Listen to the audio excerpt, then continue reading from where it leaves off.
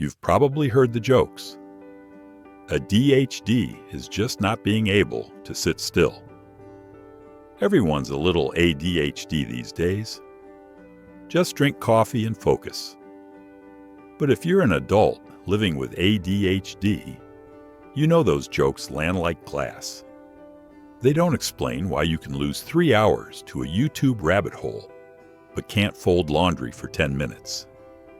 They don't explain why you feel like you're failing at life even when you're objectively succeeding. They don't explain why your brain sometimes feels like it's fighting you, even when you're trying your hardest. This video isn't about the obvious symptoms everyone already talks about. It's about the unconscious rules, the invisible operating system, that quietly run the show for most ADHD adults. Rules no one ever taught you. Rules that feel like personal character defects until you realize they're just wiring. Let's start with the first rule. No one ever names. Time is not linear for you. For most people, time is a steady river. Past, present, future flowing in a straight line. For the ADHD brain, time is a collection of disconnected islands. There is now, and there is not now. Anything in not now might as well be on another planet. That's why deadlines feel abstract until they're breathing fire down your neck. That's why "I'll do it tomorrow" is said with complete, honest conviction, because tomorrow is not real until it becomes today. This isn't poor planning. This is object permanence applied to time. Out of sight, out of mind, even when it's your own future staring back at you. Rule 2. Your motivation does not run on rewards the way most people's does. It runs on urgency and novelty. Most brains get a steady drip of dopamine for planning, for small progress, for delayed gratification. The ADHD brain has a much higher activation threshold. Routine tasks, long-term goals, quiet consistency, they barely register on the reward scale. But a crisis? A brand new shiny idea? A deadline that's literally tomorrow? Suddenly, the dopamine floodgates open. That's why you can hyperfocus on a video game, a new hobby, or a hyperfixation project for 12 hours straight, but can't open your email inbox for 12 minutes without feeling physical resistance. It's not moral failure. It's neurochemical reality. Your motivation system is urgency-powered, not goal-powered. Rule 3. Emotional volume is turned up to 11, and the dimmer switch is broken. A small rejection doesn't sting. It feels like annihilation. A casual comment can spiral into shame so deep you can't breathe. A minor frustration can explode into rage you don't even recognize as your own. This is rejection-sensitive dysphoria, one of the most painful, least talked about parts of adult ADHD. It's not overreacting. It's that your emotional regulation brakes are weaker. The same brain that races with ideas races with feelings. And when those feelings hit, they hit like a tidal wave. Fast, overwhelming, and all-consuming.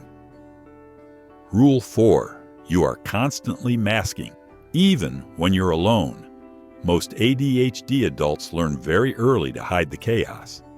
You develop scripts, workarounds, over-apologizing, hyper-competence in certain areas, people-pleasing, perfectionism in safe zones, all to look normal. But masking is exhausting. It's like running a second, resource-draining operating system in the background 24/7. When the mask slips, when you forget something obvious, interrupt, lose track of time, the shame hits twice as hard because you've spent years convincing yourself and others that you've got it together. Masking isn't lying, it's survival, and it costs more than most people realize. Rule 5. Your self-worth is built on evidence you can't hold on to. Most people's sense of competence comes from a steady accumulation of small wins. For ADHD adults, those wins often vanish from memory the moment they're achieved. You finish a big project, and 5 minutes later, it feels like nothing happened. You get praise, and it evaporates. The brain doesn't retain evidence of success the way others do. So you end up with a painful paradox. High external achievement, and a deep internal belief that you're a fraud. That's not classic imposter syndrome.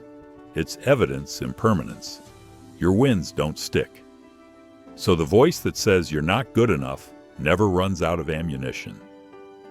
So what does all this mean? It means you're not broken.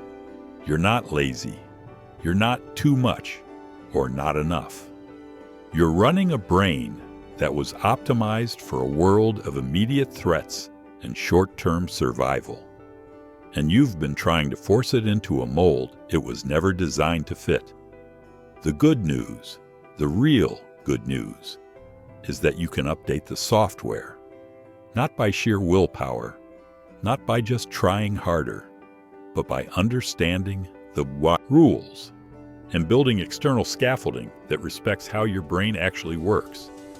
Visible timers and body doubling for time blindness, gamification and urgency hacks for motivation, safe people in spaces where you don't have to mask, micro wins that your brain can actually feel and remember, compassionate self-talk that interrupts the shame spiral, medication or therapy if it fits your needs.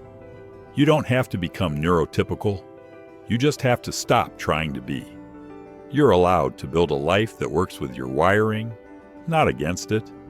If any of this felt like someone finally put words to the war inside your head, like the video, comment below.